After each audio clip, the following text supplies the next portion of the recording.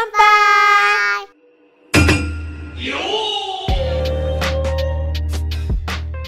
Bonjour et bienvenue dans le podcast Kanpai, format interview.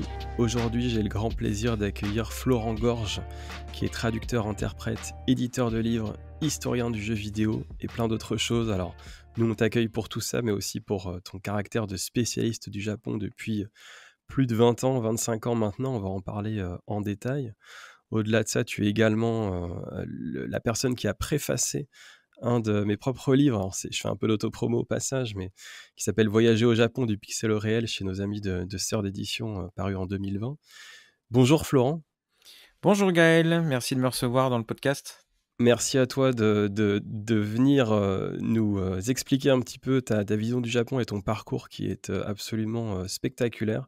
C'est un très grand plaisir de t'accueillir, comme beaucoup d'autres personnes évidemment avant et après toi, mais en particulier, c'est-à-dire dès le début, comme je te l'expliquais avant l'enregistrement, dès le début de l'imagination de ce format podcast, je t'avais en tête parce qu'on se connaît virtuellement depuis très très longtemps et tu as un parcours tellement intéressant que je pense que ça va nous faire un très bel épisode. Bah, merci beaucoup, c'est vrai que ça fait 25 ans qu'on se connaît, enfin peut-être pas encore 25 ans, mais plus de 20 ans, oui. Donc on va attaquer tout de suite parce que tu as un parcours qui est très dense. Tu es né en 1979 et pendant l'enfance, tu es, de ce que je sais, assez branché basket en réalité, c'est ça? Et oui, effectivement, j'ai eu plusieurs passions, hein, on y reviendra, mais basket, Japon et jeux vidéo.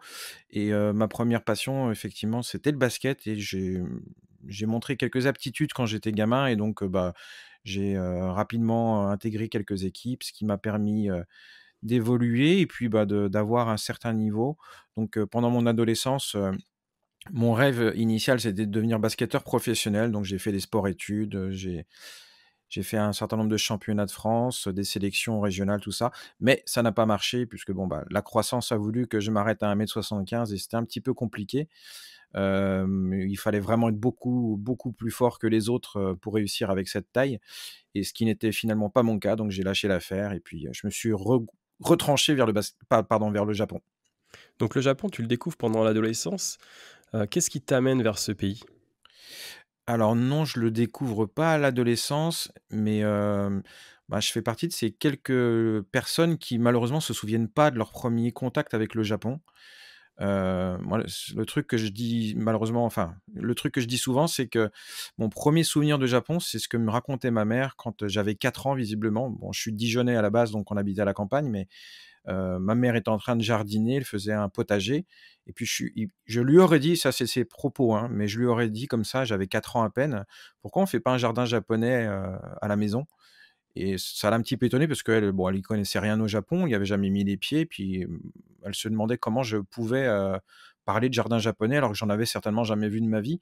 Donc ça, en fait, j'ai toujours eu cette passion du Japon sans vraiment le savoir dès la maternelle, dès qu'il y avait, j'ai une autre anecdote bizarre, mais quand, avec mon frère et ma sœur, on cherchait des trousses, des cahiers, des crayons avant la rentrée et puis il y avait des trousses avec tous les pays du monde et moi je voulais celle du Japon absolument. Ma mère elle me disait: «Mais prends le Canada, c'est plus joli le Canada». Puis moi je fais: «Non, je veux le Japon» et elle se demandait même comment je pouvais connaître le drapeau du Japon alors j'avais même pas 5, enfin j'avais à peine 5 ans quoi. Enfin bref, il y a plein de trucs comme ça qui font que je sais pas d'où ça remonte en fait, parce que dans ma famille, ils étaient hôteliers, donc on était en contact avec des touristes, parce que la Bourgogne, c'est un pays, enfin, c'est une région assez touristique, mais il y avait pas de Japonais à cette époque. C'était des Allemands, des Suisses, des Italiens, éventuellement des Hollandais, puis un peu d'Américains, mais les Japonais, on n'en voyait pas. Voilà, c'est très bizarre. Je ne sais pas d'où me vient cette passion pour le Japon. En tout cas, c'est beaucoup plus tôt que ce que j'avais en tête, donc c'est assez impressionnant. À partir de quel âge tu commences à apprendre le japonais? Alors ça, je m'en souviens très bien parce que, c'était le 4 juillet 1993. C'est à la Saint-Florent et ma mère m'a filé un billet de 100 balles, 100 francs, donc ça fait 15 € aujourd'hui et elle me dit: «Achète ce que tu veux». Alors j'avais le choix entre un jeu vidéo, mais j'avais rien pour 100 balles ou alors, je me suis rendu à la Fnac de Dijon et je me suis rendu dans le coin livre, apprentissage des langues et j'ai acheté la méthode Assimile, le premier tome qui coûtait 100 balles. Et c'est là que j'ai commencé à me dire: «Je vais apprendre le japonais», voilà. Donc pendant l'adolescence, je crois on est beaucoup à avoir commencé avec Assimil. Est-ce que Et avec tu ça, hein. arrives, ouais, c'est ça à l'époque, enfin, il y avait pas grand-chose d'aussi intéressant entre guillemets. Est-ce que ça porte ses fruits rapidement ou au contraire, parce que tu vas partir au Japon, finalement 3 ans plus tard, si je calcule bien. Ouais. Est-ce que tu as déjà, atteint un certain niveau grâce à Simil ou alors il faut que tu élargisses peut-être? Alors, pour être honnête, et ça, c'est un truc que peut-être que tu vas me rejoindre d'ailleurs sur ce sur ce sujet, mais la méthode Assimil, elle était super jusqu'à la leçon 10 et après la leçon 10, on n'y comprend plus rien et on est plusieurs, en fait, à avoir fait ce constat-là. Je me souviens à l'époque de Forum Japon, on en rigolait tous en disant: «Mais moi aussi, j'ai décroché la leçon 10, je comprenais plus rien du jour au lendemain». Donc j'ai honnêtement, non, ça a pas trop servi. J'ai appris quelques formules qui m'ont permis voilà, d'apprendre mes premiers mots, on va dire, parce qu'à Dijon, voilà, c'était compliqué. Mais non, ça m'a pas vraiment servi.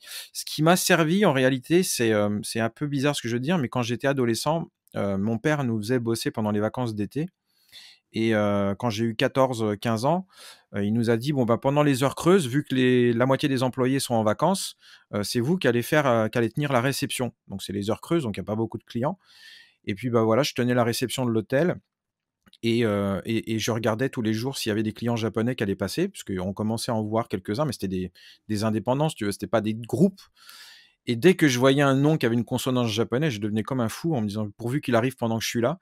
Et puis, bah, je retenais des formules et des mots par cœur, en fait, et dès qu'il arrivait, en fait, j'étais tout content de pouvoir prononcer et d'échanger quelques mots et bah, les Japonais étaient assez, comment dire? Hem, assez sensibles, en fait, à cet adolescent boutonneux, d'ailleurs, ils se demandaient certainement, ce que je faisais derrière une réception si jeune. Bon, c'était pas trop le souci, mais bref, ils étaient assez sensibles et donc des fois, ils redescendaient de leur chambre pour venir discuter avec moi et puis moi, j'étais tellement content de pouvoir parler avec des Japonais parce que c'était mon seul contact avec le Japon, quoi.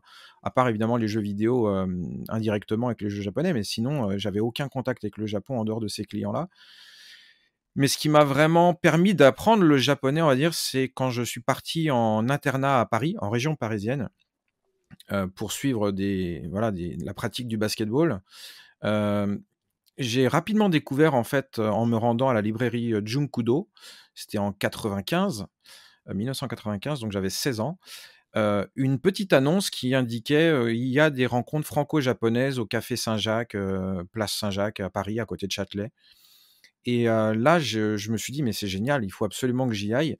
Donc le samedi soir, parce que moi j'avais mes compétitions le dimanche plutôt, donc le samedi soir, en fait, je me rendais à Paris et j'allais à ces rencontres franco-japonaises qui étaient des rencontres étrangement, je m'attendais à trouver des otak, en fait, parce que moi j'étais aussi un peu otak évidemment par la force des choses, mais je m'attendais à rencontrer pas mal d'otak et en fait non, c'était plutôt élitiste avec des quadras, des quinquas, et il y avait quand même malgré tout beaucoup de Japonais qui, eux, étaient plutôt jeunes et c'était des étudiants et bah, j'adorais ces soirées-là parce que, ben, on parlait du Japon, il y avait des érudits, hein, dans les quinquas, parce qu'il y avait des professeurs de l'INALCO, il y avait des professeurs, voilà, qui étaient passionnés par l'histoire du Japon, par l'histoire de la religion, donc il y avait toujours un mec qui avait un truc intéressant à raconter sur la culture japonaise et c'est dans ces moments-là, en fait, qu'effectivement que j'ai commencé vraiment à apprendre la conversation japonaise et en parallèle, au lycée, j'avais pris les cours du CNED, japonais troisième langue, voilà. Parce que j'avais fait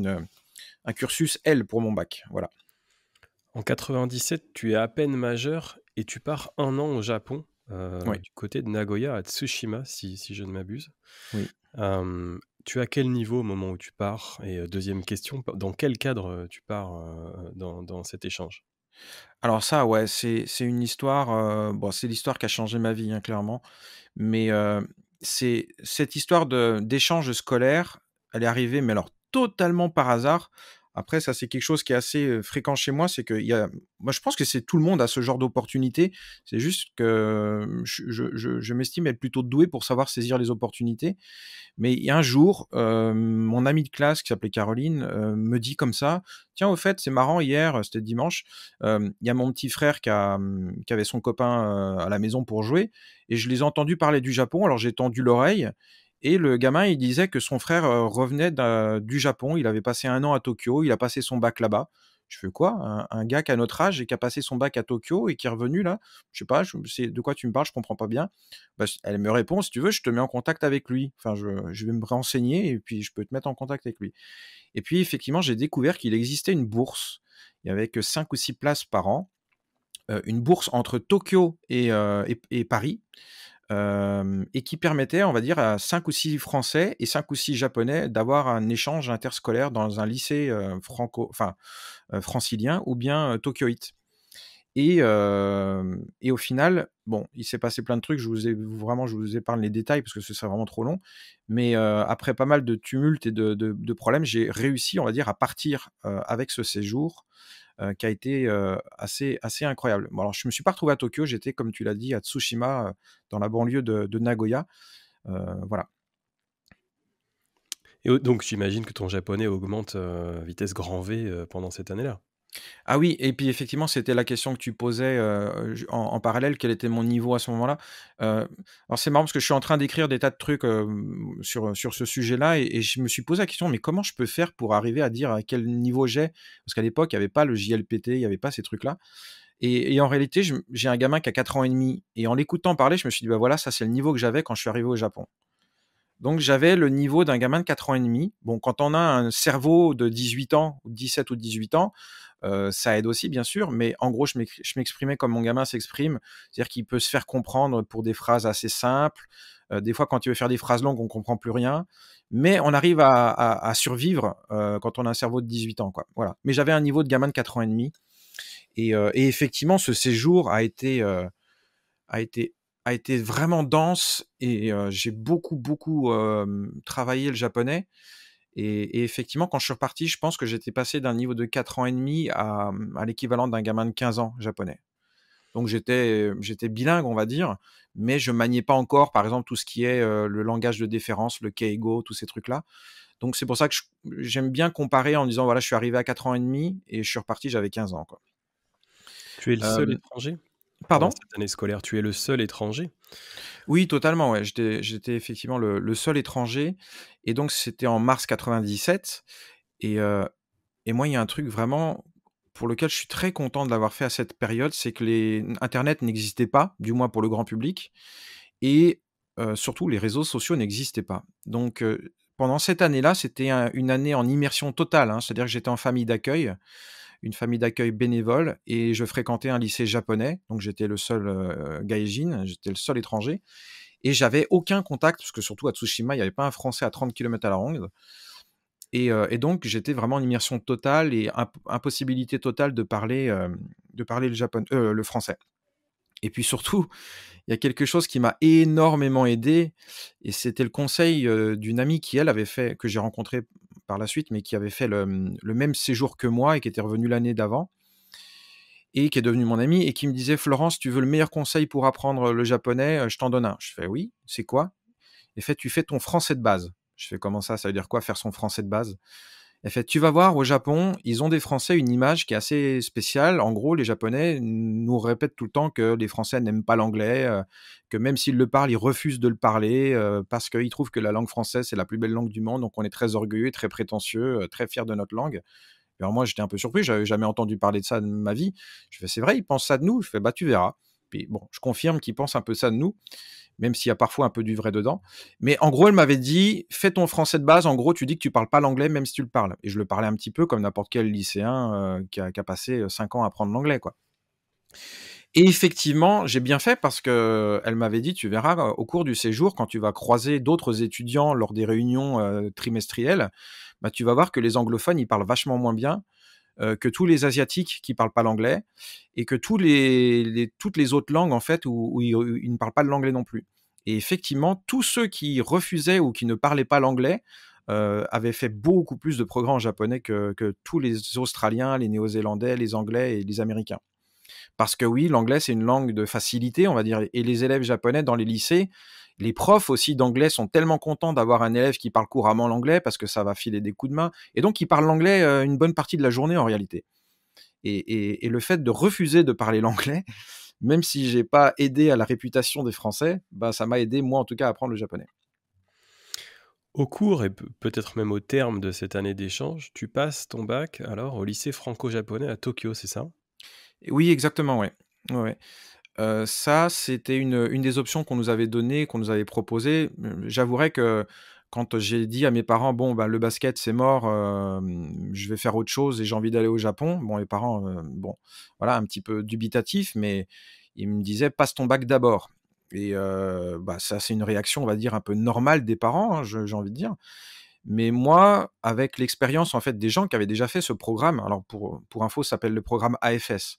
Voilà, American Field Service, c'est un programme américain d'échange interscolaire et pour ceux qui avaient fait l'AFS, ils nous disaient: «Non, franchement, le bac, de toute façon, tout le monde finit par l'avoir, donc par contre, de pouvoir vivre 1 an en immersion totale, avec une bourse dans un lycée en famille d'accueil pendant 1 an, ça, c'est une occasion que tu n'auras plus jamais dans ta vie parce que c'est réservé aux gens qui ont moins de 18 ans.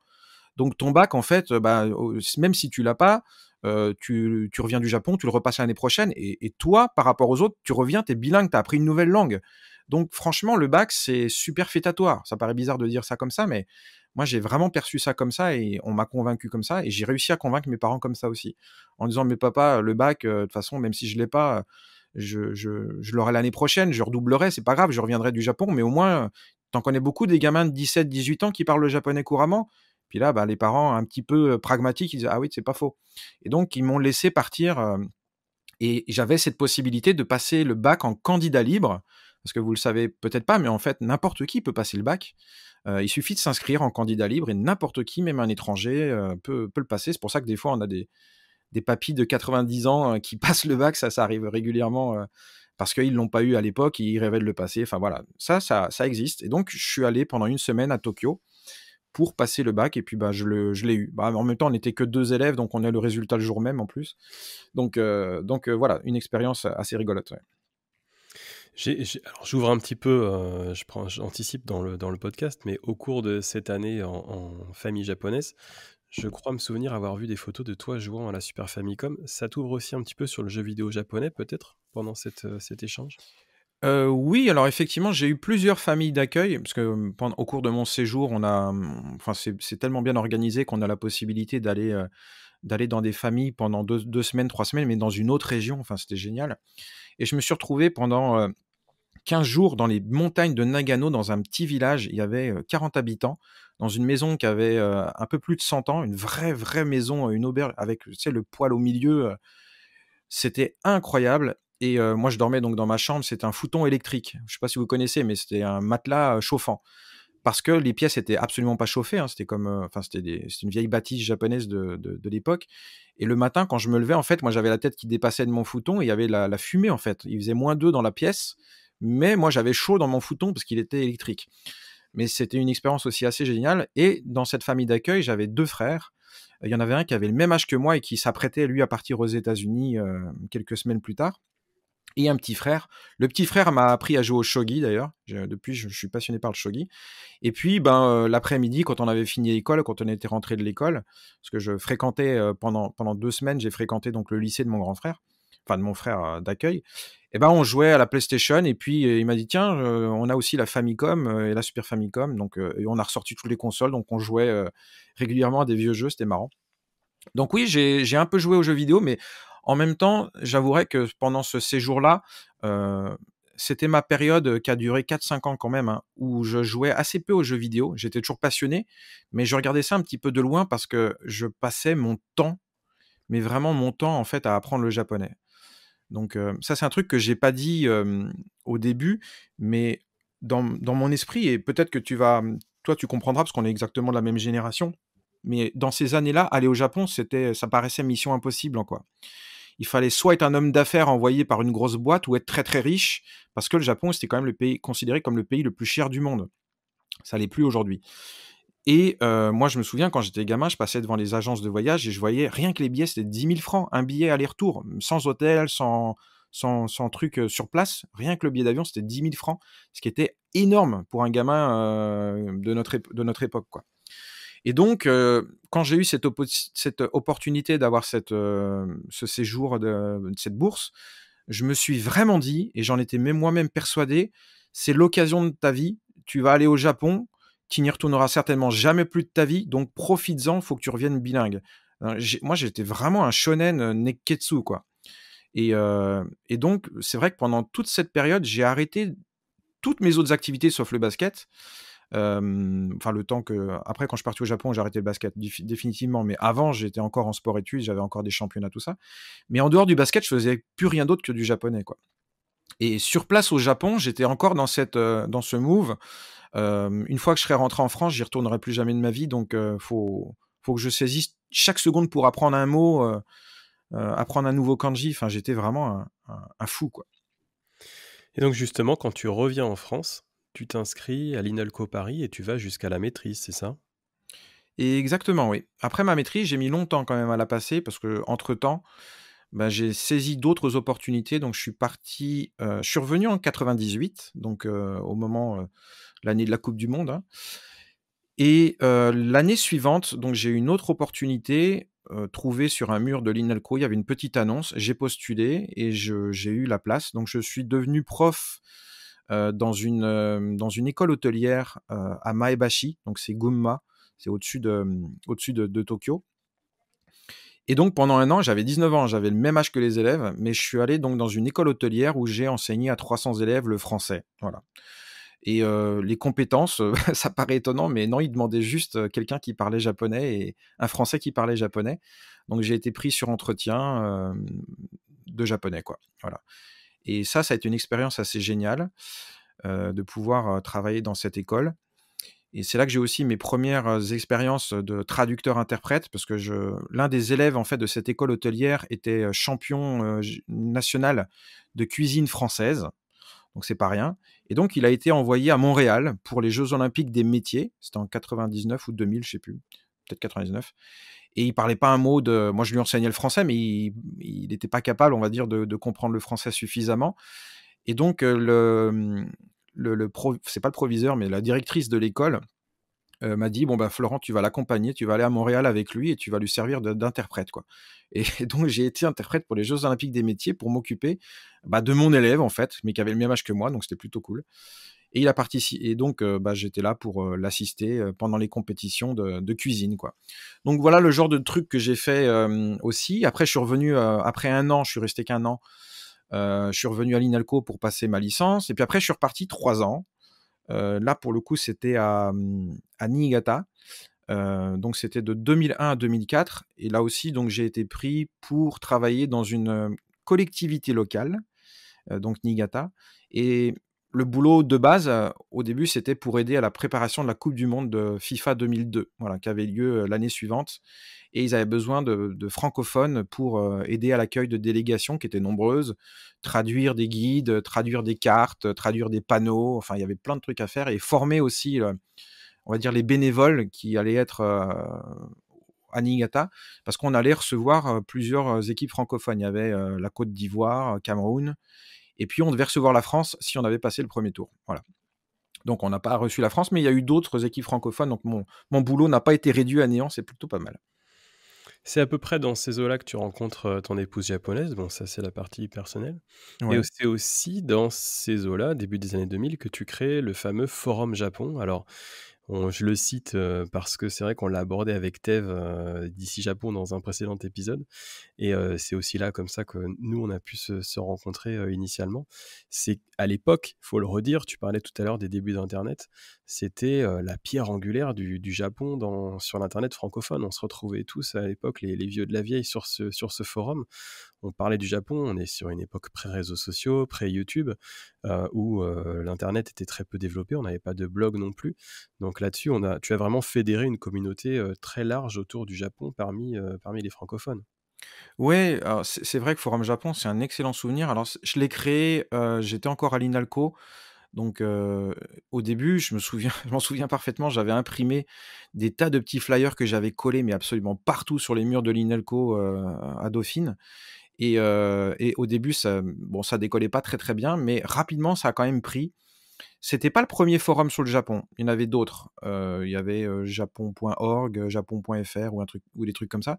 Mais j'avais eu entre guillemets «la bonne idée» d'appeler ça Forum Japon. Donc dès que les gens cherchaient à l'époque, il y avait pas de réseaux sociaux, on communiquait par le biais de forums, tu l'as dit. Et donc, ben, tu tapais forum sur le Japon, ben, rapidement, en fait, c'est le mien qui apparaissait au tout début dans les moteurs de recherche et c'est vrai que c'est rapidement devenu, le plus fréquenté, quoi. Et ça m'a permis de faire des rencontres absolument géniales. Donc toi, ton site existait déjà, Kampai.fr Et moi, je le regardais de temps en temps. Donc, quand j'ai vu que tu étais arrivé, bah, on a sympathisé assez rapidement. Donc, c'était un très, très chouette forum et qui était plutôt, comment dire? Presque, j'ai envie de dire élitiste, mais de la meilleure des manières, en fait. Et ça, c'est un truc aussi, je m'en souviens, il y avait je sais plus lequel des forums concurrents, nous détestait. Il y avait des petites guéguerres, hein, déjà à l'époque, hein, surtout qu'on était jeunes, on avait tous 20 ans, 22 ans. Mais il y avait des guéguerres entre les forums et tous ceux qui n'aimaient plus, qui avaient été sur Forum Japon et qui, pour une raison X ou Y, se barraient, ils allaient sur les autres forums et ils nous défonçaient. Mais je me souviens qu'une fois, hem et ça, c'est un truc, honnêtement, c'était assez révolutionnaire, mais tu te souviens du terme floodeur? Oui. Oui. Bon, pour ceux qui sont jeunes, qui savent pas ce que c'est un floodeur, c'est un mec qui écrit des tas de messages les uns après les autres, qui veulent rien dire, juste pour embêter le monde, quoi. Et c'est vrai que les forums à l'époque étaient, c'est ce qu'on appelle des spammers aujourd'hui, non? C'est plutôt ça, ouais. C'est vrai qu'on n'utilise plus ce terme, Ouais. effectivement. Aujourd'hui, c'est plutôt des spammers, les mecs qui écrivent pour rien dire, juste pour polluer, quoi. Et en réalité, on était un petit peu inondés de ce genre de gars-là. Et on avait décidé avec, Eric, qui était le technicien du forum, et on a eu une idée géniale, c'était de mettre des notes sur les messages. Et c'était en 2001, hein. Et donc en gros, quand tu écrivais un message, la personne qui avait posé une question, quand il y avait une réponse, ben, si elle était satisfaite de la réponse, elle te mettait 10. Si vraiment le mec, il avait écrit n'importe quoi, des insultes et cetera, tu lui mettais 1, quoi. Donc tu mettais des notes de 1 à 10. Et ça paraissait peut-être un peu puéril, mais c'était ultra avant-gardiste parce qu'après, avec les réseaux sociaux, il y a eu les likes. Ben, on est un petit peu les précurseurs de ce système parce qu'au début, il n'a pas été très compris. Et je me souviens qu'on se faisait bâcher sur les autres forums qui disaient, mais regardez, c'est des gamins, on dirait l'école des fans. Bah, peut-être, mais en attendant, la qualité des messages, elle était incroyable parce que tout le monde voulait des likes. C'est exactement le même process qu'aujourd'hui. Et donc, les mecs s'appliquaient à écrire encore en français correct, déjà. Ensuite, des réponses, elles étaient argumentées. Et la qualité générale du forum était assez bluffante. On avait des mecs vraiment doués, hein, notamment en japonais. Il y avait Thomas Pellard, notamment, qui est linguiste et qui répondait à toutes les questions d'ordre grammaire, grammatical, etc. Et on avait vraiment un forum qui, je pense, était de qualité, même si, aux yeux de certains, ça paraissait un petit peu puéril. Justement, dans cette époque, fort de tes compétences en japonais et puis ton réseau qui augmente, à la fois tu démarres, c'est un petit peu plus tôt, hein, tes activités comme tu le disais, traducteur-interprète, ce qui te conduira, jusqu'à aujourd'hui encore à être traducteur notamment de très nombreux, mangas. J'ai lu 300 au total, je ne sais pas si le chiffre est à jour, mais notamment, tu es connu pour avoir pour traduire les mangas des licences Nintendo, par exemple Zelda ou Splatoon. Et puis tu es également, pigiste, à la fois dans des magazines, japanophiles, en français, comme OVNI, et également correspondant pour, des magazines japonais comme le Nintendo Dream, peut-être même le Famitsu, je suis pas certain de ce que j'avance là, mais en tout cas ton réseau s'étoffe. Ouais, alors OVNI, ça c'est une opportunité, c'est la première fois que j'écrivais pour, un journal, mais c'était au cours de mon séjour en 97. Je cherchais de l'argent de poche parce que j'avais besoin d'argent et puis mes parents malheureusement, ils avaient des problèmes d'argent donc ils pouvaient pas enfin, c'était très, très limité. Donc il m'a dit: «Ton argent de poche, tu te débrouilles», et j'avais trouvé cette solution. J'avais contacté, OVNI et on m'avait proposé: «Bah, pendant ton séjour, tu vas écrire une série d'articles sur ton expérience là-bas». Et donc OVNI, peut-être que certaines personnes ne connaissent pas, mais c'est vraiment une institution auprès des communautés, japonaises de France. C'est un magazine qui existe depuis plus de 40 ans, hein, je crois, et qui existe toujours, gratuit, distribué gratuitement. C'est fait par la même équipe que Zoom Japon, ça parlera peut-être un peu plus. Et donc il y avait des pages, 1 ou 2 pages en français, le reste est tout en japonais, et j'ai donc écrit une série d'articles, en français sur mon expérience, à Tsushima, voilà. Ça, c'était ma première expérience de pigiste et entre guillemets «de journaliste», parce que j'ai pas de carte de presse, donc je suis pas journaliste, mais voilà. Et effectivement, pendant mes séjours au Japon, j'ai bah, histoire de partager un petit peu tout ça. Bah, tu vois, typiquement, on parlait de Forum Japon à l'instant, mais Forum Japon m'a permis de faire des rencontres incroyables. Parce qu'il y avait, bah, tu vois, Tev, je savais même pas qu'il fréquentait à l'époque, Forum Japon, mais il y en avait d'autres qui ont réussi dans le Japanese game, comme on dit. Mais par exemple, il y avait, John Pavius qui, va créer des magazines plus tard, qui s'appelait, Japan Vibes, par exemple. Bon, bah, lui, on s'est rencontrés sur Forum Japon et puis, bah, quand je vivais là-bas et que lui, il avait monté son magazine, bah, on était rentrés en contact et il m'avait dit: «Ben, Flo, si tu veux écrire des articles en direct du Japon, vas-y, quoi». Et donc, bah, voilà comment j'ai intégré, on va dire, un certain nombre de rédactions. Après, c'était sur le jeu vidéo. J'ai écrit pour Total Cube et c'est là que j'ai rédigé mes premières piges, on va dire, sur le rétro gaming. C'était en 2003, à l'occasion des 20 ans de la Famicom. Ça fait déjà 20 ans, la vache, ça va vite. Et donc j'écrivais déjà des articles rétro parce que là, effectivement, j'étais, redevenu, passionné de jeux vidéo depuis déjà quelques années, ouais. Alors justement, c'est ça. Tu le disais tout à l'heure, tu as eu une pause de quelques années où tu t'es consacré énormément à l'apprentissage du japonais et puis j'imagine quand tu as atteint, un niveau satisfaisant, tu es peut-être revenu aux jeux vidéo et c'est là que ton intérêt s'est «relevé» entre guillemets, a repris et notamment sur la partie historique. Tu parles de rétro gaming, Mmh. déjà, à l'époque alors c'est vrai qu'aujourd'hui ce terme il est quand même très, très vaste. Mais tu as repris cet intérêt pour le jeu vidéo et c'est ce qui conduira peut-être ton parcours vers, alors on va l'aborder un peu plus tard, des thématiques à la fois liées au Japon et aux jeux vidéo. Et d'ailleurs, c'est ce que tu racontes dans la préface du livre, voilà, de Voyager au Japon dont je parlais, tout à l'heure. Mehdi, donc éditeur, et fondateur de Sœurs d'édition avec Nico, m'avait dit: «Il faut qu'on fasse un livre sur le jeu vidéo au Japon». Donc évidemment, on a pensé à toi pour la préface et tu expliquais dans celle-ci que pendant 10 ans, à partir de 2005, tu as, organisé des voyages au Japon axés autour du jeu vidéo. Alors pas forcément du rétro gaming, mais du jeu vidéo dans un sens général. Est-ce que tu peux nous parler de ces voyages? Parce que tu faisais à la fois l'organisation et puis le guide sur place. Tu étais avec les voyageurs directement, dans ces voyages, thématisés, autour du jeu vidéo. Ouais, alors et effectivement, j'ai organisé, pendant 10 ans des voyages, où j'en faisais au moins 2 par an et qui étaient thématiques. Bon, ça a commencé avec, on va dire, Japan Vibes. C'est-à-dire que Japan Vibes avait, lancé un concept qui était génial.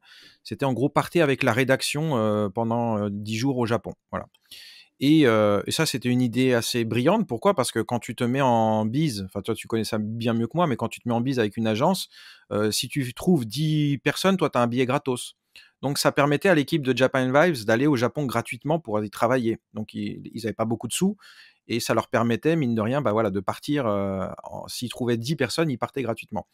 Eh bien, moi, en fait, quand j'ai écrit pour le magazine, Game Fan, j'ai soumis cette idée, on va dire, au rédacteur en chef qui a trouvé ça tout de suite, très cool et donc j'ai organisé mon premier voyage en 2005 où on expliquait, bah, partez une semaine au Japon et on vous emmène, visiter Akihabara avec un guide interprète qui parle japonais et cetera. Ça va être un séjour de gamer. Partez entre gamers et vous avez moi, je connaissais déjà toutes les boutiques de Akihabara, si tu veux, donc voilà.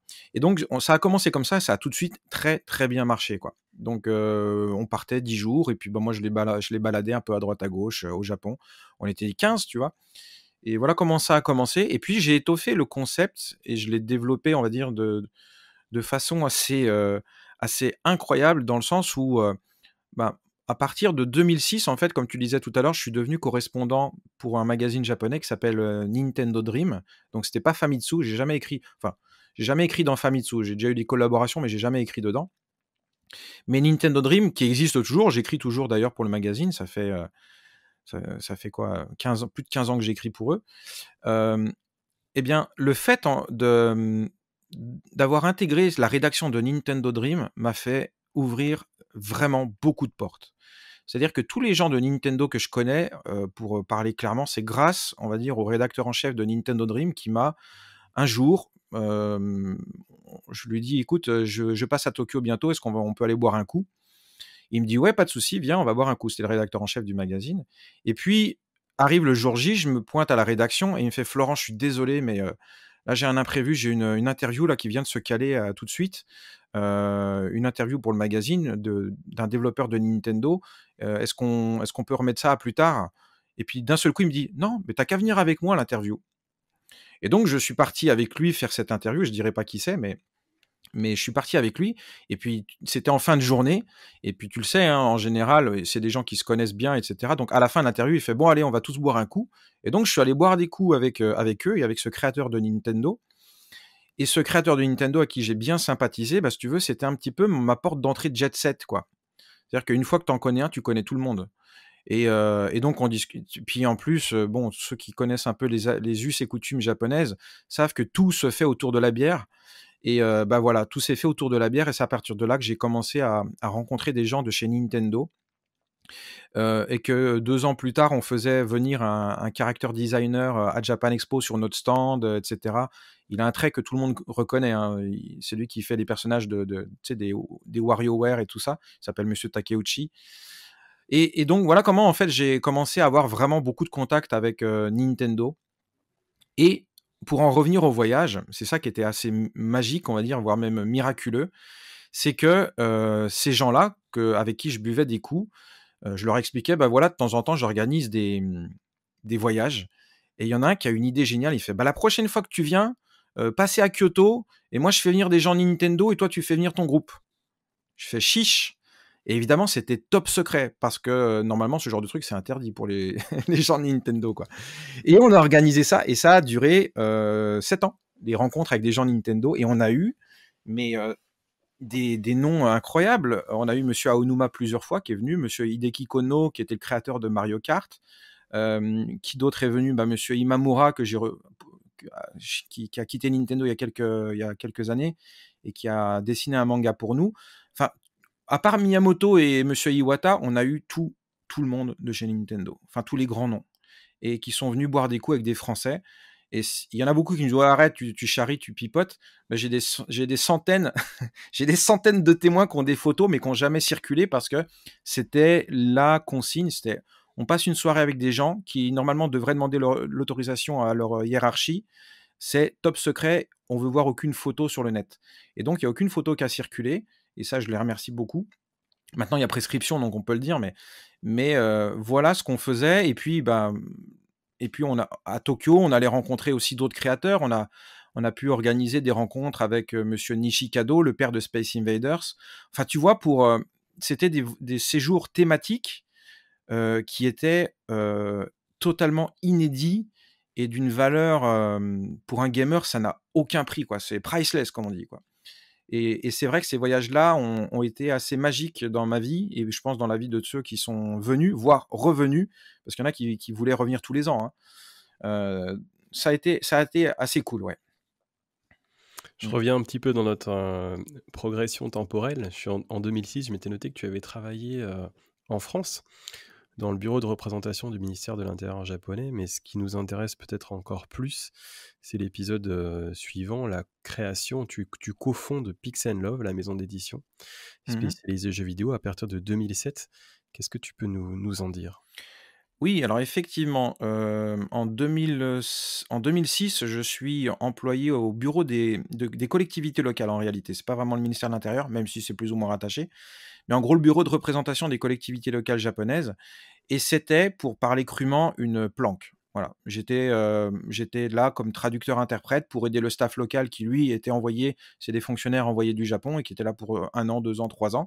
Et moi, j'étais là comme assistant pour les aider dans leurs démarches, les accompagner partout où ils allaient. Enfin voilà, j'étais traducteur-interprète à temps plein, quoi.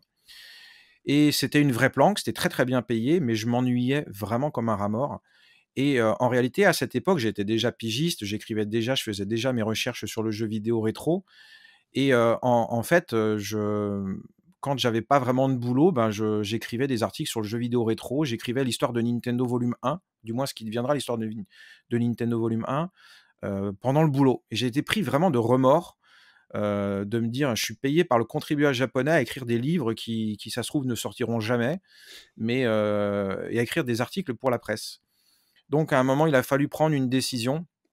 J'ai arrêté de bosser dans ce truc-là et on a monté effectivement une maison d'édition qui s'appelle Pix Love avec 2 copains. Ben, qui est assez simple en fait. J'étais pigiste dans un magazine, donc Game Fan et Retro Game.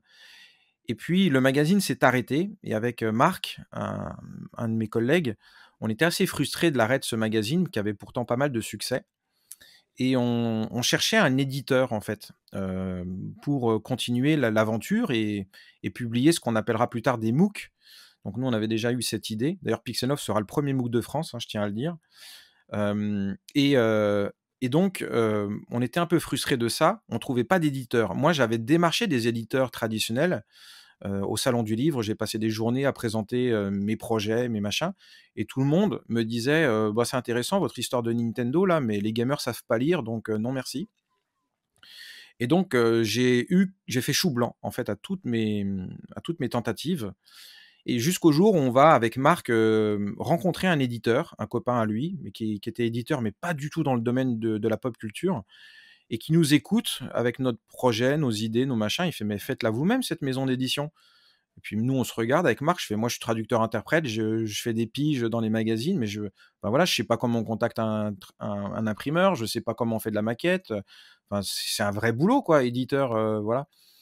Et et lui, il me et puis en plus, je savais pas comment monter une boîte, hein. J'avais 25-26 ans, je fais: «J'ai jamais monté de boîte, enfin, c'est compliqué, tu vois? Ça te paraît tellement dur, quoi». Et il nous dit: «Bah, moi, je sais comment on monte des boîtes. Vous vous occupez du contenu, moi, je m'occupe du contenant». Et donc voilà comment on a créé, Pix& Love et donc j'ai j'ai j'ai j'ai quitté mon boulot pour m'occuper de Pix& Love, voilà. Ça a duré quelques années et autour de 2010-2011, tu fondes une deuxième maison d'édition, Omake Oui, Books. oui. Celle-ci qui est un petit peu plus ton bébé, j'ai l'impression, qui va aborder des thématiques, peut-être plus larges autour de la culture japonaise et même plus. Tu peux nous expliquer? Alors je dirais pas que c'est plus mon bébé, parce que Pix& Love pour moi c'était aussi mon bébé et clairement je l'ai quitté aussi avec un certain nombre de regrets. Mais effectivement, je pense que, comment dire? Omake Books me ressemble un peu plus. C'est-à-dire que Pix& Love, la ligne éditoriale, c'était jeux vidéo rétro et on se cantonnait à ça, en fait et c'est vrai que parfois j'avais un peu de frustration parce que moi j'avais d'autres passions, le Japon, la pop culture japonaise, le shogi, enfin des tas de trucs, en fait, qui avaient un lien avec, le Japon ou la pop culture et on pouvait pas vraiment, sortir du jeu vidéo rétro et c'est en ce sens que Omake Books a été, plus proche de mes aspirations, réelles, quoi. Voilà pourquoi aussi donc j'ai fondé, Omake Books et effectivement on a un spectre de publications qui est plus large que ce que je faisais avant avec Pix& Love, ouais. Donc évidemment, c'est impossible pour moi de citer ne serait-ce que quelques livres parmi, ce on a dit que tu étais éditeur, en début de podcast, mais tu es aussi auteur, notamment de la fameuse histoire de Nintendo en 4 tomes déjà depuis 2010. Oui. Tu es également biographe officiel. Alors j'ai listé Yoshitaka Amano, les fameux illustrateurs de la série des Final Fantasy, Suda Goichi aussi, ce créateur fantasque. Oui. Et puis tu es interprète également, notamment pour, Hironobu Sakaguchi, donc fameux, pareil, heu, Le créateur bien papa de Final connu, Fantasy, ouais. voilà, papa de Final Fantasy directement, Hideo Kojima, papa de Metal Gear et puis de plusieurs personnalités de Nintendo, dont, Eiji Aonuma, on en parlait au début de podcast, hein, qui est aujourd'hui le réalisateur des Zelda. Comment on arrive, à mêler tout ça? C'est-à-dire que tu as eu cette capacité à, entre guillemets, arriver à faire de ta passion ton travail et puis à garder cette transversalité dans ton travail en réalité? Ça fait un peu écho à ce que je disais tout à l'heure, c'est-à-dire qu'il faut, il faut savoir saisir les opportunités et moi je pense être je le répète encore une fois, mais je pense être plutôt doué pour repérer les opportunités et savoir quand il faut y aller ou pas y aller, en fait. Et mon travail de traducteur-interprète, en réalité, c'est 5 de mon temps, quoi.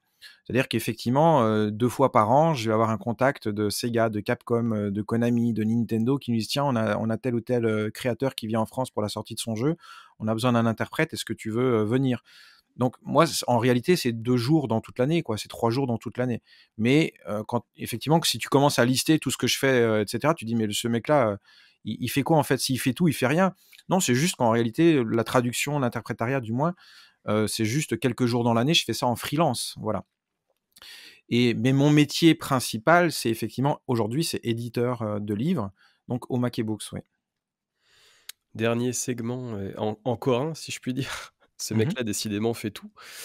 C'est la partie, alors je vais pas dire seulement youtubeur parce que autant tu as une très belle chaîne YouTube depuis, déjà quelques années, sur les petits secrets de la Play Histoire où tu nous parles beaucoup principalement en fait de rétro gaming.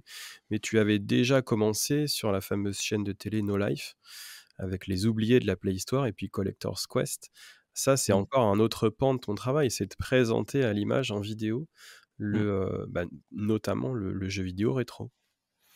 Oui, c'est vrai, j'ai eu 2 émissions sur No Life, donc Les Oubliés de la Préhistoire, comme tu le disais, qui a duré, 5 ans, et puis une autre, qui a accompagné la fin de No Life, c'était Collector's Quest. Donc les 2 ont un rapport avec le jeu vidéo, et effectivement, ces émissions ont occupé un segment qui était déjà pris, parce qu'il y avait déjà des émissions rétro, mais avec un point de départ qui était quand même assez différent, quoi. Mais là encore, tu vois, c'était, on enregistrait 4 émissions, donc c'était une hebdomadaire, donc mais en une seule fois, en réalité, donc ça me prenait pas tant de temps que ça. J'écrivais moi-même mes textes, je faisais moi-même mes captures, mais en gros, sur un mois, c'était 2 jours, 3 jours, plein de boulot, pour enregistrer ces 4 émissions mensuelles, quoi. Mais oui, l'aventure avec No Life, bah, écoute, elle était passionnante, avec Alex Pilote aussi, que tu devrais un jour, rencontrer, parce il a vraiment été un pionnier aussi à bien des égards, dans le Japon, en France. Hem, Comment ça s'est fait? Ça s'est fait de la manière suivante. No Life a été créé la même année que Peace and Love, en 2007, et bah, de facto, comme on était un peu dans les mêmes univers, on a été amenés à se rencontrer. Moi, je connaissais Alex déjà depuis quelques années, parce qu'on avait participé à des soirées en commun, et cetera, donc on se connaissait vraiment de loin, mais voilà, je savais qui c'était. Et puis, il m'avait gentiment invité pour les 4 ans de No Life à l'anniversaire, et puis il vient me voir, il me dit: «Flo, ton histoire de Nintendo, elle est vraiment cool. J'adorerais pouvoir, en faire un documentaire vidéo». Je fais: «Ah ouais, super idée, ouais, pas de souci, ouais», et on a commencé à en discuter, et on a décidé, une année où on partait au Japon, l'été, par chance avec des dates qui correspondaient, on s'est dit: «Bon, ben, on va se retrouver à tel jour à Kyoto et tu vas nous emmener sur les traces de Nintendo». Alors moi, ça tombait bien parce qu'en réalité, je faisais déjà ça depuis quelques années avec mes voyages. C'est-à-dire que quand on allait à Kyoto, mon groupe de gamers, bah, je les emmenais sur les traces de Nintendo, je les emmenais partout où Nintendo avait rejoué un rôle à Kyoto, les vieux bâtiments, le bâtiment actuel, enfin voilà, je te passe, les détails. Bah, j'ai refait en gros la même chose, mais en vidéo, voilà. Et je parsemais ça évidemment d'anecdotes qui à l'époque étaient inédites. Bon, maintenant aujourd'hui elles sont éculées, hein. Le temple Fushimi Inari qui a servi de ça, c'est des anecdotes que je racontais déjà avant que Miyamoto les révèle, à l'occasion de Mario Maker. Super Mario Maker, d'ailleurs il a révélé ça à Japan Expo d'ailleurs, c'est ça qui est rigolo. Mais, mais voilà, donc le documentaire de No Life racontait déjà ces anecdotes-là que j'avais eues de sources sûres grâce à mes contacts chez Nintendo. Et on a fait ce documentaire qui avait duré 25 minutes, qui a été diffusé sur No Life, et puis c'est à partir de là que nos liens ont commencé à devenir, plus professionnels, et donc que je me suis impliqué aussi dans la chaîne et dans la proposition de contenu, quoi. Alex Pilote qui fait partie de nos futurs invités, même s'il ne le sait pas encore. Bah, tu fais très bien parce il a vraiment un parcours, passionnant. Avec tout ça, avec tout ce qu'on a, je crois qu'on a à peu près fait le tour. Est-ce que toi, il y a des choses dont tu es peut-être, le plus fier parmi tout ce que tu as fait? Alors évidemment ta carrière n'est pas terminée, il y a encore, plein d'autres choses à venir, je suis sûr. J'en suis sûr, mais, qu'est-ce que tu pourrais retenir, en tout cas, s'il y avait des choses pour toi qui t'ont le plus marqué dans ce que tu as fait professionnellement? Waouh, c'est dur de répondre à cette question, mais comment dire?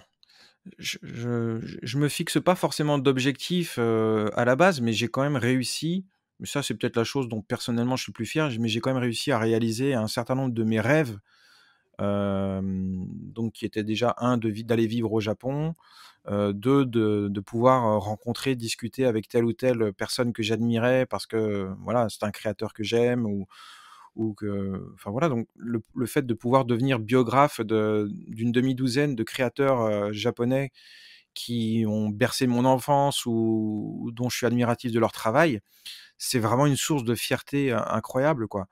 Là, une de mes dernières fiertés, c'est effectivement d'avoir écrit la biographie de monsieur Nishikado, qui est le père du jeu vidéo japonais.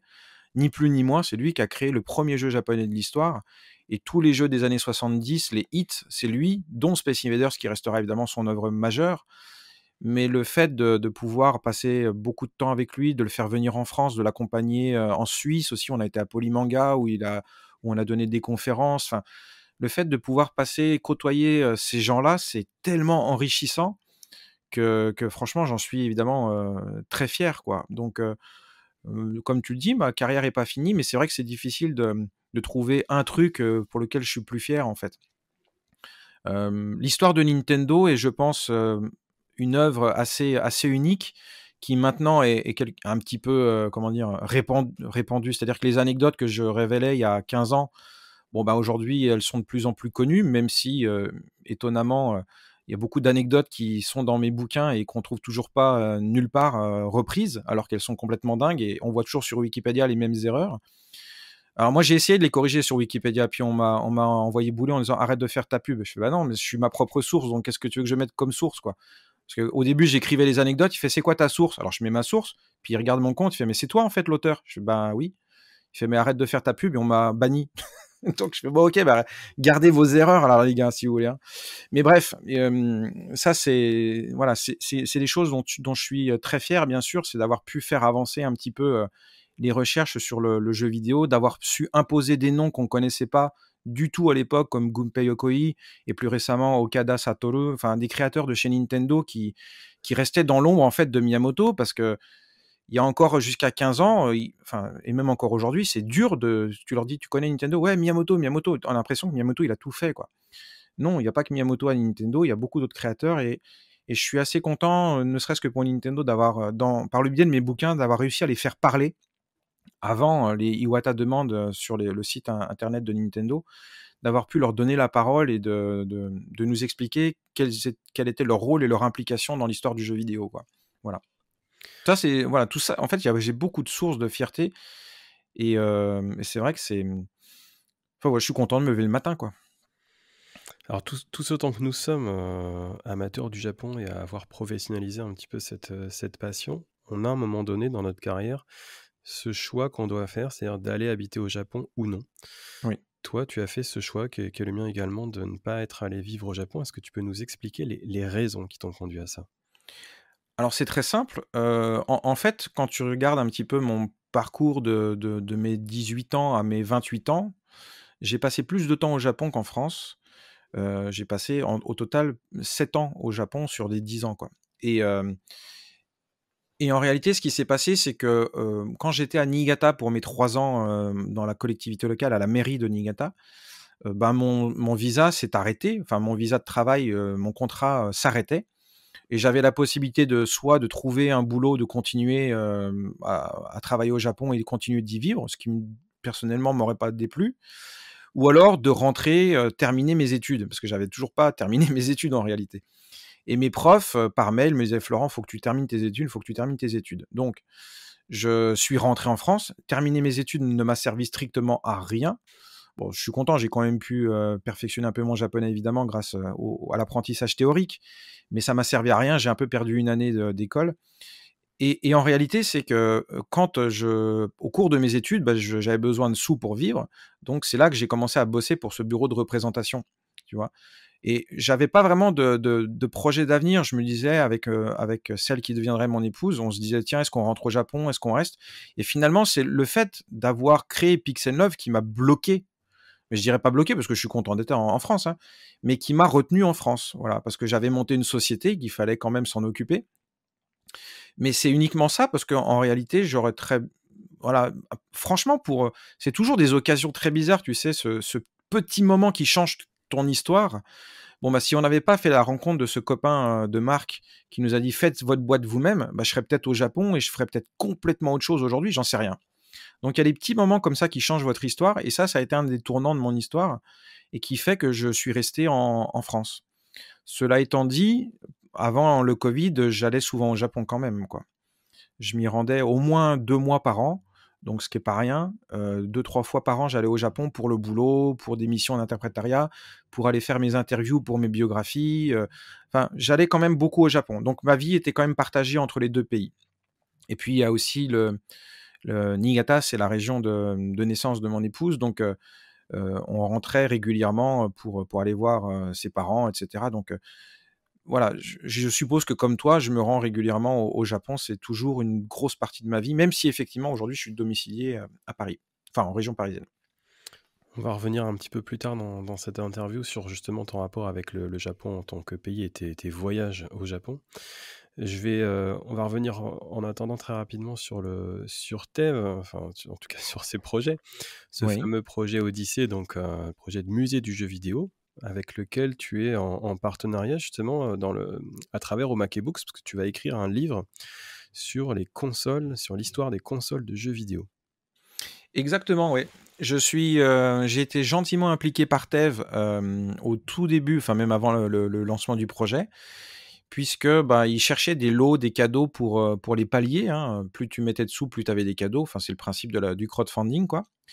Et puis, bon, bah, ils ont eu cette idée de me demander un livre, et je leur ai proposé l'encyclopédie des consoles, puisqu'ils voulaient faire un musée des consoles. Je leur ai dit: «Ben, je vais vous faire le bouquin de votre musée». Et ils ont trouvé l'idée cool et à partir de là, bon, bah, je me suis lancé dans la rédaction, bah, d'une encyclopédie qui se veut la plus riche, la plus complète du monde. Parce qu'effectivement, là, je j'ai pas encore compté le nombre de références qu'on a, de nombre de photos qu'on a, mais ça va être des centaines et des centaines de consoles présentées.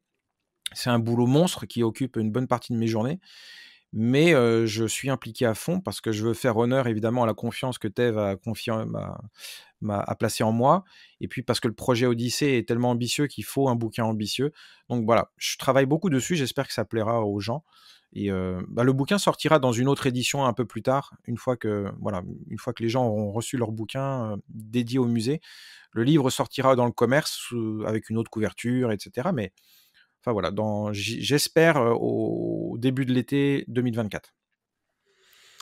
Tu as un niveau de japonais, bilingue. J'ai une double question. Est-ce que tu parles japonais encore au quotidien, au-delà de ton travail, comme on le disait, de traducteur-interprète, mais qui est finalement assez peu, chronophage?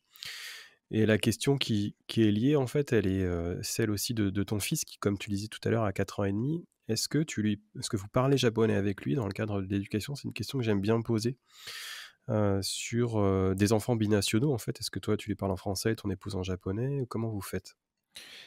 Alors, est-ce que je continue de parler le japonais au quotidien? Oui, puisque c'est vrai qu'avec mon épouse, elle, à la base, elle parlait pas du tout français, puis pas l'anglais non plus.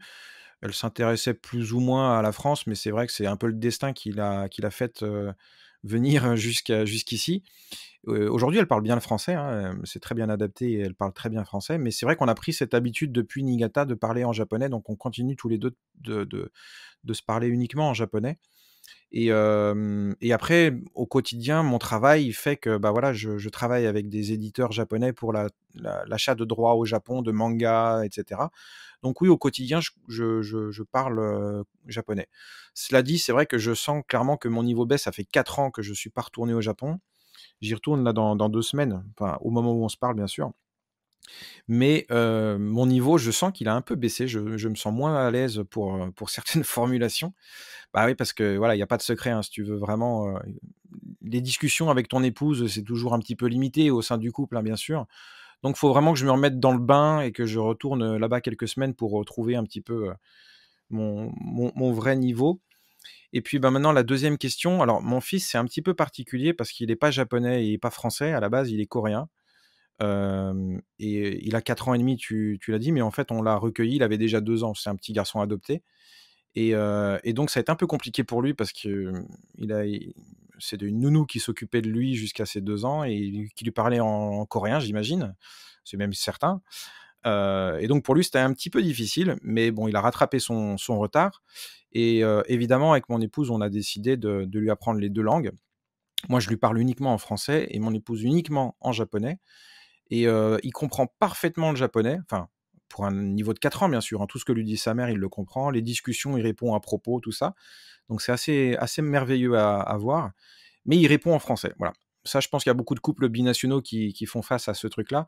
C'est-à-dire qu'il comprend tout, il répond, mais il répond en français, voilà. Donc ça, c'est plutôt marrant, à regarder, mais j'espère enfin, on va essayer de lui débloquer, on va un petit peu, le pousser pour qu'il réponde en japonais maintenant. Mais c'est marrant en fait parce que moi je suis traducteur-interprète à la base, mais quand sa maman lui dit un truc, une consigne par exemple à table, ce qui est assez drôle, c'est qu'après il me regarde et il me traduit en français et ça j'adore quand il fait ça. Je sais pas s'il comprend que moi je comprends de toute façon, mais il me traduit en français et c'est très drôle de le voir à 4 ans faire de la traduction simultanée avec son père et sa mère. Ça c'est marrant. Tu le disais à l'instant, tu vas enfin retourner au Japon après cette longue, coupure, causée par le Covid. Ouais. Bon, au moment où on va diffuser cet épisode, tu seras déjà revenu. Tu vas faire un petit pèlerinage malheureusement pour des questions de familiales, mais du côté de Sado, Mmh. pour le nouvel an. J'imagine que tu as parcouru le Japon, comme tu l'expliquais, en long, en large et en travers. Est-ce que tu as des endroits préférés au Japon? Dans quel lieu, hors Niigata? Parce que je pense que c'est presque un full Osato pour toi, mais est-ce qu'il y a encore des endroits où tu aimes retourner encore et toujours et dont tu ne te lasses pas? Heu, oui, alors c'est peut-être un peu bizarre, mais les endroits que je préfère, en fait, c'est chez mes familles d'accueil, avec qui j'ai gardé des liens, bah, qui sont pour moi, c'est des familles adoptives, hein, ni plus ni moins, donc je les porte dans mon cœur, presque comme ma vraie famille de sang, on va dire. Et bah, moi, ma plus grande satisfaction, c'est quand, je foule du pied le genkan de leur maison et j'ai l'impression d'être revenu chez moi et ça, c'est une sensation, qui, je pense, sera décuplée cette année puisque ça fait quand même longtemps que j'y suis pas retourné. Après des lieux préférés, heu, j'en avais un, mais clairement, ça ne l'est plus du tout. C'était, Fushimi Inari. C'est aujourd'hui visiblement le lieu, le number one des touristes, étrangers et effectivement, la première fois que j'y suis allé, ça va te paraître moi, ça me paraît complètement insensé, mais ça fait, le relais de ce que montrait, en fait, Tev dans une de ses dernières vidéos, de l'année 2023 où, de façon absolument incroyable, c'est que j'avais des guides, sur le Japon français que j'avais avec moi, amenés à Niigata parce que je m'en servais pour le boulot et quand je regardais les pages de Kyoto, Fushimi Inari n'y était pas. Il y avait rien dans les guides touristiques et moi j'avais vu évidemment des photos des torii les uns après les autres dans les bouquins japonais, tu vois? Dans les magazines de tourisme sur Kyoto et tout ça et je m'étais dit: «Bon, bah, il faut que j'aille voir ça, ça a l'air magnifique, ça a l'air génial» et quand j'y suis allé, c'était avant la rénovation donc effectivement, c'était pas dans l'état d'aujourd'hui. C'était avant la rénovation des 1300 ans donc c'était un peu moins sexy d'un point de vue touristique, mais il y avait personne. Vraiment, vraiment, il y avait personne et moi j'étais subjugué, de voir qu'un tel lieu qui était pourtant magique, il y avait aucun touriste. Il y avait quelques Japonais qui venaient là pour faire la prière, parce que Fushimi, voilà, il y a une symbolique autour du business, tout ça. Il y avait les torii évidemment, mais il y avait que des Japonais et qui étaient même pas en masse, quoi. Et j'étais halluciné de voir que cet endroit-là ne figurait même pas dans les guides touristiques français. Et donc à chaque fois que j'allais à Kyoto, j'étais obligé de faire un tour en fait, de monter jusqu'en haut et une fois qu'on arrive, à l'auberge, tout en haut, là, je me prenais un bol de kitsune udon et je restais pendant des heures, littéralement, à regarder la vue, à bouquiner sur mon zabuton là, avec ma petite table basse. Parce que de toute façon, il y avait de la place pour tout le monde, il y avait assez peu de clients, quoi. Donc on pouvait rester des heures. Donc voilà, j'enfilais Lamune sur Lamune et puis, voilà. Et cet endroit-là, pour moi, il était, incroyable. J'adorais l'ambiance, c'était mon lieu vraiment préféré au Japon. Et puis petit à petit, quand moi j'ai commencé à faire mes voyages, j'ai vu la situation changer. Bon après les chiffres, hein, je les avais notés quelque part, pour un truc, autrefois, mais ils sont passés de 3 millions de visiteurs à 30 millions en l'espace de 5-6 ans donc voilà, j'ai vu la différence évidemment comme toi et comme beaucoup de gens qui effectivement ont connu le Japon avant les années 2010. Mais la dernière fois que je suis revenu, on va dire à Fushimi Inari, j'ai halluciné de voir en fait la queue et des bouchons en fait dans les tunnels de Tori avec tout le monde des iPads levés, quoi.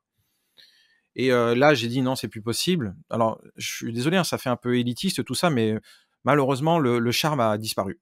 Mais vraiment, il a vraiment disparu et les quelques fois où j'ai dû y retourner parce qu'il fallait que j'emmène un groupe ou un truc, ça n'opérait plus de la même manière, vraiment. C'est plus du tout le même endroit et le charme m'a l'air un peu rompu. Alors évidemment, il y en a qui vont dire: «Bah, vas-y à 5 heures, 6 heures du matin ou à 22 heures le soir, tu vas le retrouver». Alors 22 soirs, je suis pas trop convaincu parce que autant j'adore ce lieu et je suis pas, comment dire? Superstitieux, mais j'irai pas à 2 heures du matin, entre les tories, hein. C'est franchement, je sais pas s'il y en a qui ont tenté l'expérience, mais ça doit être un peu flippant quand même. Le lieu est tellement mystique et chargé de symbolique et tout ça que, ouais, faut pas avoir peur des fantômes, quoi. La déesse Inali veille. Et non, alors il y a non seulement ça, mais moi j'ai rencontré pas mal de kyotoïtes qui croient dur comme fer et qui m'ont tous expliqué, ils ont tous des expériences de gens qu'ils connaissent, évidemment, c'est jamais, leur père, leur mère, mais de cas complètement hallucinants de possession, de trucs comme ça. Alors moi j'aime bien ces histoires-là, mais j'y crois pas, mais ils ont tous des histoires comme ça, dans les temples et dans les sanctuaires et il y en a beaucoup qui me disent, «Fushimi Inari, moi j'y mettrai pas les pieds la nuit» et ils m'ont convaincu en fait. Parce que le lieu est enfin voilà, c'est mystique, hein, comme lieu, hein. Ceux qui y ont été, évidemment, quand il y a pas, 300 000 touristes qui font la queue pour passer entre les portes, mais quand vous y allez, le lieu est incroyable. La puissance de ce lieu est folle. Alors tu parlais de l'attrait de Fushimi Inari Taisha. À Kyoto, plus largement, tu m'as un peu devancé. Quel est ton regard sur le surtourisme au Japon qui commençait déjà à exploser avant le Covid et qui là, depuis la réouverture, fin 2022 a vraiment pris une ampleur, phénoménale alors qui est concentré quand même dans un certain nombre de lieux et notamment à Kyoto parce que c'est une ville qui est très dense, sur un plan Mmh. topographique. Mais quel est ton regard au global sur, la situation du tourisme et donc du surtourisme au Japon, actuellement? Alors pour être franc, je vais dire un truc, c'est que, je pourrais pas me permettre de dire: «C'est bien, c'est pas bien». Pourquoi? Parce que j'ai contribué moi, à ma manière, depuis 20 ans, à promouvoir le Japon, à dire à tout le monde: «C'est génial, allez-y». Donc maintenant de me dire: «Il y a trop de touristes», ce serait quand même culotté, tu vois? Et donc je me permettrai pas de dire ça. Les gens, ils ont raison d'aller au Japon, c'est un pays génial, il faut y aller, il faut le voir au moins une fois dans sa vie. Les Japonais sont des gens, je t'apprends rien, très accueillants, certainement les plus accueillants au monde. Ils ont leurs qualités, leurs défauts, mais comme tous les pays. Donc le surtourisme, évidemment, je le regrette d'un point de vue personnel parce que c'est vrai que maintenant certains lieux sont beaucoup moins intéressants. Bah, on en profite beaucoup moins au final, hein. Mais ce serait quand même égoïste de se dire: «Moi je voulais, Fushimi Inari Taisha, juste pour ma gueule, quoi». Je J'ai pas le droit de dire ça, ce serait intolérable. Donc je le dis pas et évidemment je regrette. Voilà. Donc je regrette le surtourisme. Maintenant les Japonais découvrent ce que peut être le surtourisme tel que les Français l'ont découvert avec Paris, dont un certain nombre de lieux ont complètement changé avec le surtourisme dans les années 60-70. Nous, on les connaît tels qu'ils sont aujourd'hui, mais j'imagine qu'à l'époque, il y avait des Parisiens qui vivaient là et aujourd'hui, c'est plus du tout la même ambiance. Donc, en fait, bah, c'est les dégâts du surtourisme, en fait. Et la Thaïlande a connu ça, la France a connu ça. Enfin, tous les pays très, très, très touristiques ont connu ça avant le Japon. Et ce qui est étonnant, en fait, c'est que les gens découvrent le Japon que depuis les années 2010, quoi. Bon, on y a contribué. Mais ça, c'est quelque chose qui m'a servi, moi, dans mes années où je présentais la France aux Japonais de Niigata, c'est que, j'avais des chiffres, donc que j'ai oubliés, mais la France mettait un pognon de dingue, pour reprendre une expression bien connue, dans la promotion de sa culture, de son tourisme à l'étranger. Il y avait des maisons de la France un peu partout dans le monde.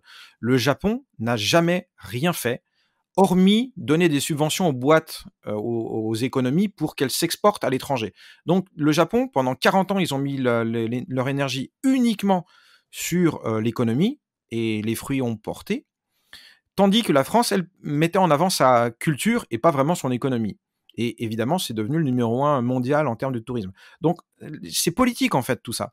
Et aujourd'hui, mine de rien, ça c'est quelque chose que je reproche un petit peu au gouvernement japonais, mais je crois que je suis pas le seul. Mais aujourd'hui, ils se font des gorgées chaudes du cool Japan, alors que pendant 20 ans, le gouvernement japonais méprisait les otaku. Mais littéralement. Et c'est un petit peu, pour pas dire beaucoup, les Français qui avons, poussé, on va dire, le gouvernement japonais à se rendre compte que, la culture japonaise, le soft power japonais avait un vrai potentiel. C'est nous qui sommes allés chercher les Japonais. C'est pas eux qui sont venus en nous proposant, des trucs, quoi. Et aujourd'hui, la pop culture, un peu mondiale, c'est quand même pour beaucoup la France, l'Italie, un petit peu l'Espagne et c'est à partir de là que ça s'est vraiment développé. Et en Chine, en Chine, au Vietnam, en Asie du Sud-Est, c'est plutôt par les dramas que la culture japonaise est entrée. Mais toute la pop culture, jeux vidéo, et cetera, c'est vraiment, les Européens et notamment les Français. Voilà, donc le Japon a effectivement beaucoup changé. En 97, tout le monde s'en foutait du Japon. Maintenant, bah, très bien, tout le monde y va. C'est une bonne chose, je sais pas. Après le Japon, je pense qu'ils font un peu n'importe quoi. Toi, tu es un pro du tourisme, je sais pas si tu vas partager mon avis, mais bon, quand on voit notamment à Niigata, moi, à chaque fois que j'y vais, je suis déprimé de voir à quel point la ville natale de mon épouse est en train de mourir parce que c'est ce qu'on appelle un shuttergai. C'est des villes fantômes avec la moitié des boutiques sont fermées, rideaux de fer. Un tiers des maisons sont abandonnées. C'est pourtant un joli coin. Et pourtant, il y a des choses à voir. Il y a du tourisme, il y a des temples, des sanctuaires qui valent le détour, même à Niigata. Et il faut les envoyer, c'est ce que disait Thèves aussi, mais il faut les envoyer dans ces coins-là, les touristes. Il y a du potentiel. Ben non, tout le monde va au même endroit. Tout le monde veut sa photo Instagram. Et ça, c'est un vrai gâchis. Et le gouvernement japonais augmente de 70 ou 75%, je ne sais plus combien, le billet du Rail Pass. C'est absurde. Alors, ils sont peut-être dit, il y a trop de touristes, donc on va augmenter le billet, on va sélectionner les touristes par l'argent. Manque de bol, ça ne marche pas. C'est juste que les gens viennent toujours autant, mais ils n'achètent plus le Rail Pass. Et ils restent bloqués à Tokyo, Osaka et Hiroshima, quoi. C'est absurde. Voilà. Donc, je pense que, je sais pas, après, c'est facile de juger, mais je pense que le Japon n'est pas encore en surtourisme. Il faudrait juste que les touristes soient mieux répartis. On est bien d'accord, je l'aurais pas mieux dit. Avec toutes ces expériences, touristiques que tu as eues au Japon, justement, alors de vie et de tourisme, est-ce qu'il y a encore des endroits que tu n'as pas explorés, en tout cas, forcément, mais que tu aimerais explorer lors de prochains voyages au Japon? Il y en a plein, il y en a plein. Alors, alors bizarrement, je n'ai jamais mis les pieds à Hokkaido. Alors, ça va peut-être en choquer quelques-uns, mais non, j'ai jamais mis les pieds à Hokkaido et donc j'aimerais bien un jour pouvoir m'y rendre. Heu, Après, c'est vrai que j'ai eu cette chance de quand même beaucoup, beaucoup voyager, notamment pendant mon année scolaire où j'ai été traité, vraiment comme un roi. Toutes mes familles, à chaque fois, dès qu'il y avait 2 jours, 3 jours de vacances, ils m'emmenaient à droite à gauche. J'ai fait le voyage scolaire où on a visité Himeji, on a visité aussi, Hiroshima, enfin bref. Pendant les vacances d'été, un de mes profs, m'a fait venir pendant 3 jours. On a été à Aomori, on a visité un peu Akita, enfin bref. J'ai été baladé partout et j'ai vraiment une chance incroyable d'avoir pu faire ça. Et puis le fait d'être traducteur-interprète aussi, bah, tu sais, quand tu es traducteur-interprète, souvent tu suis la délégation, tu les accompagnes. Et forcément, comme c'est des délégations, c'est des invités, donc bah, tu vas dans les bons restos, tu vas dans les lieux auxquels normalement tu n'aurais pas forcément accès. Donc j'ai eu une chance inouïe de pouvoir faire tous ces travails, quoi. Maintenant, il y a un truc que moi j'aimerais faire, et c'est ce que je vais faire, tu l'as très rapidement abordé tout à l'heure, c'est que j'ai envie de prendre un peu de distance, on va dire, des fois avec le boulot, parce que ça fait 25 ans que je bosse comme un malade, et j'aimerais bah voilà, prendre un peu le temps pour moi. Et il y a un truc que j'adorerais faire, c'est les 88 temples, évidemment, sur l'île de Shikoku, et passer 2 mois en fait à marcher. Voilà. Ça, c'est un truc qui est assez bateau, on va dire, mais qui demande du temps et de l'argent. Donc, il faut économiser, puis il faut avoir la possibilité de prendre 2 mois de vacances. Après, il y en a qui vont dire, bah, fais-le en plusieurs parties, c'est vrai. Mais moi, non, quitte à le faire, autant le faire d'un seul coup. Et en entraînement, c'est ce que tu disais tout à l'heure, là, pendant les vacances de Noël, j'ai réussi à prendre 3 jours pour moi, et je vais passer 2 jours, 48 heures complètes à marcher, à traverser l'île de Sado. Donc c'est à quelques dizaines de kilomètres de Niigata, hein, au milieu de la mer du Japon.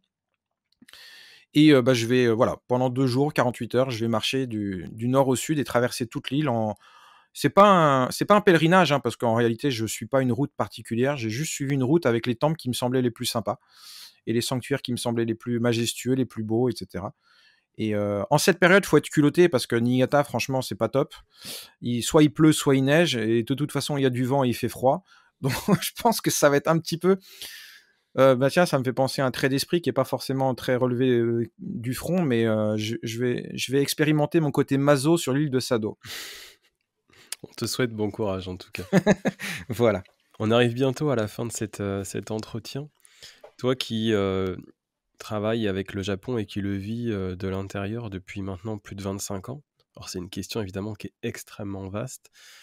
Comment tu nous dirais que le Japon a changé pendant ce quart de siècle? Waouh! Oui, c'est une question très vaste, je te confirme. Je C'est difficile à dire. Comment est-ce qu'ils auraient changé? Ah oui, alors si, j'ai quand même quelque chose à dire.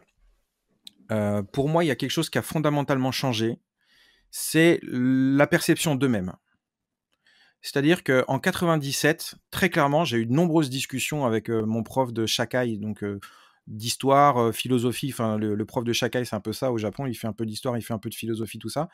Et j'avais cette chance pendant il me donnait des cours particuliers à la bibliothèque, etc. Et on parlait beaucoup de philosophie. Il me parlait beaucoup de philosophie japonaise, donc il m'a énormément aidé à apprendre le japonais. Et il m'expliquait très clairement que les Japonais étaient des gens complexés. Ça, c'est ses mots, hein, c'est pas moi qui le dis. Et qu'ils avaient un complexe vis-à-vis de l'Occident, qu'ils faisaient tout pour rattraper un peu l'Occident, etc. Et que ça se ressentait. Il me donnait des exemples concrets, quoi. Et moi, je disais, mais pourquoi vous avez un complexe? Au contraire, vous êtes numéro 2 mondial d'un point de vue économique, tout ça. Vous avez une culture incroyable, etc. Bon, moi, je comprenais pas, en fait, pourquoi il me parlait de tout ça. Et effectivement, dans plein d'aspects de la vie du quotidien, j'ai commencé à voir ce petit complexe un peu à droite, à gauche. Et il y en a un qui est un petit peu emblématique. C'est une émission qui a aujourd'hui disparu et qui s'appelait Kokogahen Daio Nihonjin. Je ne sais pas si tu te souviens de cette émission. Et en gros, c'était animé par Takeshi Kitano, hein, donc, qui faisait le pitre, évidemment. Et en gros, c'était une émission, il faisait venir 100 ou 150 étrangers d'un peu tous les pays. Et pendant 2 heures, toutes les semaines, il défonçait le Japon. Donc le titre, c'est Oh, les Japonais, vous êtes vraiment trop chelous. Hein, Kokogahen Daio Nihonjin, c'est ça. En gros, vous, les Japs, vous êtes trop chelous, trop bizarres. Et pendant 2 heures, en fait, des étrangers qui étaient payés pour ça, c'était des talentos étrangers, quoi, ils défonçaient le Japon. Alors, c'était en japonais. Et moi, je trouvais ça intéressant, si tu veux, mais je trouvais ça un peu affligeant, quoi. Et j'ai vu, au cours des années, cette espèce de complexe d'infériorité changer complètement. Et maintenant, depuis plus de 10 ans, avec notamment le fait qu'ils aient pris conscience que leur pop culture était absolument partout dans le monde, que leur soft power était dominant, et puis que les touristes venaient en masse et que tout le monde trouvait le Japon génial, eh bien, ça s'est transformé en une espèce de sentiment de supériorité qui est parfois un petit peu fatigant, j'avoue. Et ça se retransmet d'ailleurs quand tu regardes, il y a tous les jours à la télé, il y a des émissions où ils suivent des gaijins, des étrangers, et il y a jamais, tout le monde c'est là, oh, Nihon sugoi, sugoi, sugoi, tu vois, c'est ça tout le temps, du début jusqu'à la fin. Et la fameuse émission Qu'est-ce que t'es venu faire au Japon, la You wa Nihon ni Nani Shinikita, ça part de toute façon du postulat que le mec il arrive parce qu'il adore le Japon, qu'il est passionné par le Japon. Et ça se termine toujours par un ah ouais, le Japon c'est vrai, c'est vraiment un pays cool. Et les Japonais aujourd'hui sont extrêmement fiers, ils en ont conscience que leur pays est génial aux yeux de beaucoup de personnes. Donc ça a vraiment changé. Et ça se ressent un petit peu dans la vie de tous les jours malgré tout, quoi. C'est-à-dire qu'autrefois, il y avait un intérêt je trouve, pour l'étranger, notamment pour la France, d'une génération qui était attirée par la culture occidentale. Et aujourd'hui, les jeunes Japonais, je trouve en fait, le Japon, c'est cool, quoi. Et ils s'en foutent, en fait, de ce qui se passe à l'étranger. Donc il y a une espèce de fermeture vers l'étranger qu'on n'avait pas autrefois, où je pense sincèrement que le Japon était plus ouvert autrefois vers l'étranger, malgré le fait qu'il n'y avait pas de touristes, en fait. Tu comprends? Voilà. Oui, oui, c'est très intéressant et c'est une réponse qui ne nous a pas été donnée jusqu'à présent, enfin dans les entretiens que j'ai fait jusqu'à présent. Mmh. Donc c'est un éclairage que je partage à la fois et que tu as parfaitement bien exprimé. Donc c'était très, très intéressant. Merci. Hem, Tu as, bon, on l'a abordé longuement dans cette interview, un grand nombre de projets, en parallèle. Est-ce que tu as encore des projets? J'imagine que oui, mais professionnels pour l'avenir? Et est-ce que tu peux nous en parler si tel est le cas? Oui, alors les projets immédiats, c'est déjà le bouquin de Thèves, hein, pour le musée, pour le projet musée Odyssée. Ça me demande pas mal de boulot. Ensuite, j'aimerais pouvoir quand même continuer ma série L'histoire de Nintendo qui me demande beaucoup de temps parce que c'est pas que je me perds dans mon autre travail, mais voilà, vu que ça demande beaucoup de temps à écrire, il faut que je vive en attendant, donc que je publie d'autres bouquins. Donc ma maison d'édition me demande beaucoup de temps, évidemment. Et les projets sont essentiellement liés à cette actualité-là, quoi. La sortie de livres sur le Japon, sur sa culture, sur la langue japonaise. J'ai des projets perso d'écriture de mon côté, bien sûr, sur le Japon, sur les jeux vidéo, sur le rétro gaming. Et donc les premiers qui m'occupent, c'est ça, c'est l'encyclopédie des consoles pour Thèves et le musée. Et puis l'histoire de Nintendo, si j'ai l'occasion de pouvoir avancer rapidement dessus, quoi.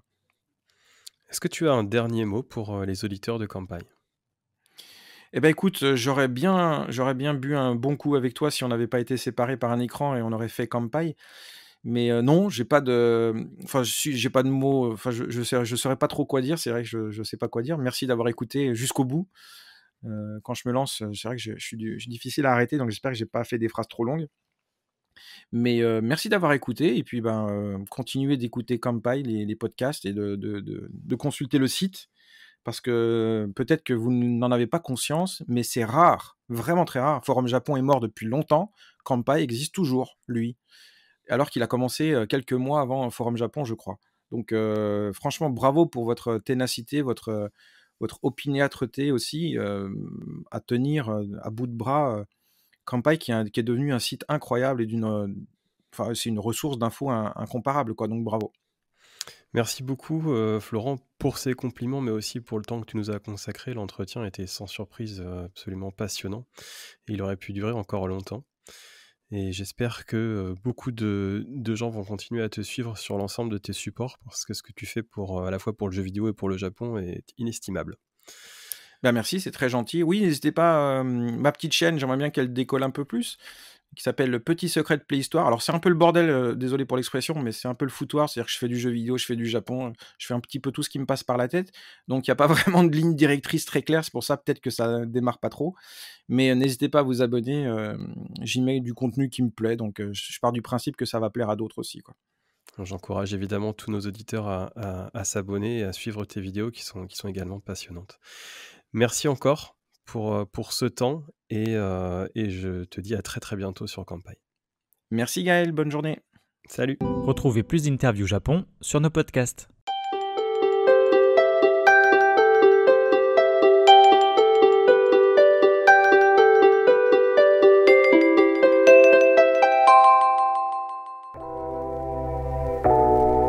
Merci d'avoir écouté cet épisode du podcast Kampai. Nous espérons qu'il vous a plu et que vous en avez appris plus sur le Japon. N'oubliez pas de vous abonner sur votre plateforme de podcast préférée, de nous noter 5 étoiles si vous le souhaitez, et on vous dit à bientôt pour le prochain épisode.